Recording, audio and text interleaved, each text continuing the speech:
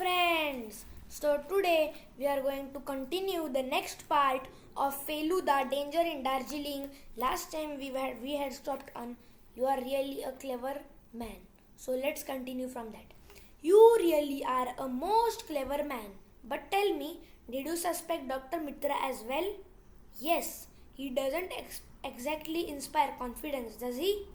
You are right. I am surprised Rajan Babu consults him rather than anyone else. There is a reason for it. Soon after he arrived in Darjeeling, Rajan Babu had suddenly turned religious. It was Dr. Mitra who had found him a guru at that time. As followers of the same guru, they are now like brothers. I see. But did Dr. Mitra say anything useful? What did you talk about? Oh, just this and that. I went there really to take a look at the books on his shelves. There weren't many.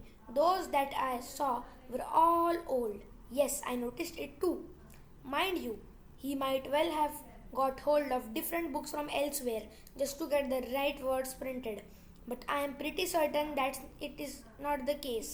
The man seemed far too lazy to go to such trouble. Well, that takes care of Dr. Mitra.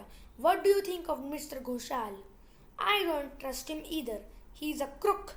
He pretends to be interested in art and antiques. But I think what he really wants to do is sell to foreign buyers at a much higher price what he can buy relatively cheaply here.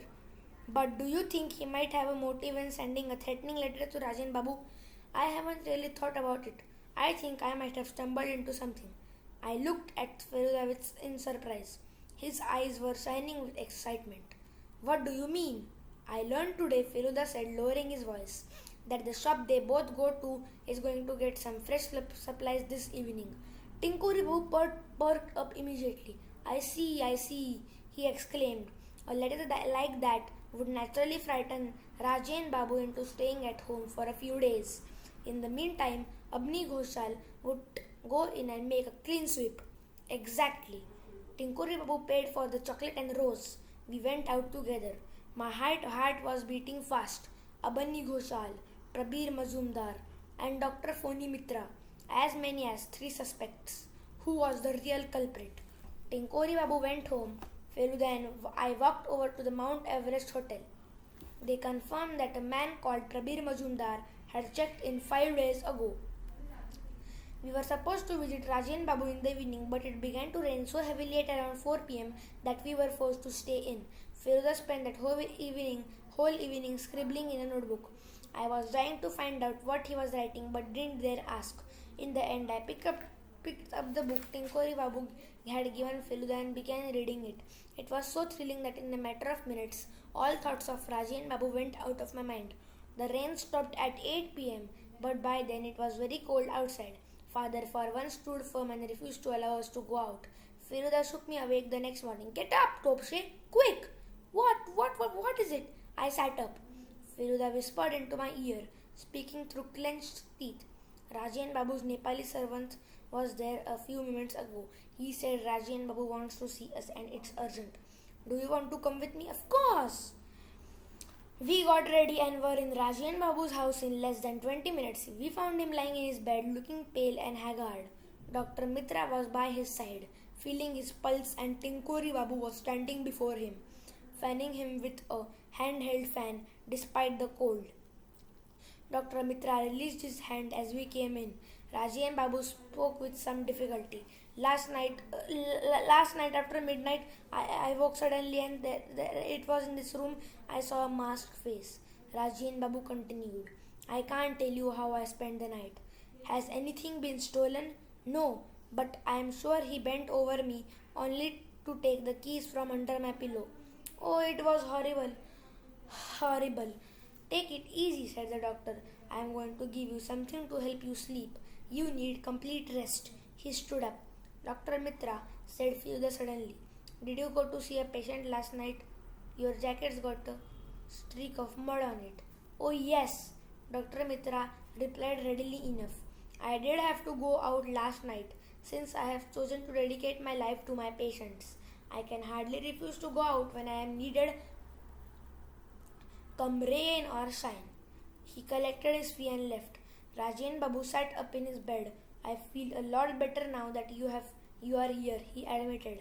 I did feel considerably shaken, I must say, but now I think might be able to go and sit in the living room. Feluda and Tinkori Babu helped him to his feet. We made our way to the living room. I rang the railway station to change my ticket, said Tinkori Babu. I don't want to leave today, but they said if I cancelled my ticket now, they couldn't give me a booking for another 10 days. So I fear I have got to go. This pleased me. I wanted Feluda to solve the mystery single handedly. My servant was supposed to stay in yesterday, Rajan Babu explained, but I myself told him to take some time off. His father is very ill, you see. He went home last night. What did the mask look like? Feluda asked. It was a perfectly ordinary mask, the kind you can get anywhere in Darjeeling. There are at least 5 of those in this room. There's one, look. The mask he pointed out was almost an exact replica of the one Feluda had bought me yesterday. Tinkori Babu spoke again. I think we ought to inform the police. We can no longer call this a joke. Rajan Babu may need protection. Feluda, you can continue with your investigation. Nobody will object to that. But having thought things over, I do feel the police should know what happened. I'll go myself to the police station right away. I don't think your life's in any danger, Rajan Babu, but please keep an eye on the Tibetan bell. We decided to take our leave, but before we left, Feluda said, since Tinkori Babu is leaving today, you are going to be left with a vacant room, aren't you? Would you mind if he came and spent the night in it? No, no, why should I mind? You are like a son to me. I'll be delighted to tell you the truth. I'm beginning to lose my nerve. Those who are luckless in their youth generally tend to grow rather feeble in their old age. At least that's what has happened to me. I'll come and see you off at the station, Feluda said to Tinkori Babu. We passed the curio shop on our way back. Neither of us could help look inside. We saw 2 men looking around and talking. From the easy familiarity with which they were talking, it seemed as if they had known each other for a long time. One of them was Abdi Ghoshal, the other was Prabir Majumdar. I glanced at Feluda. He didn't seem surprised at all. We went to the station at 10:30 to say goodbye to Tinkori Babu. He arrived in 5 minutes. My feet ached from having walked uphill, he said. I noticed he was walking with a slight limp. Besides, he added, it took me a while to buy this. I know Rajan Babu couldn't go to the curio shop, but they really did get a lot of good stuff yesterday. So I chose something for him this morning. Will you please give it to him with my good wishes? Certainly, said Feluda, taking a brown packet from Tinkori Babu. There's one thing I meant to ask you. If I solve this mystery, I'd like to tell you about it. Will you give me your address, please? You will find the address of my publisher in my book. He'll forward all letters and addresses to me. Goodbye, good luck. He climbed into a blue first-class carriage and then the train left. The man would have made a lot of money and quite a name for himself if he had lived abroad. He has a real talent for writing crime stories, Feluda remarked. We returned to our hotel from the station, but Feluda went out again and this time refused to take me with him. When he finally came back, it was time to go to the Rajan Babu's house to stay at the night. As we set off, I said to him, you might at least tell me where you went during the day. I went to various places, twice to the Mount Everest. And friends, we'll continue in the next part for suspense. Thank you.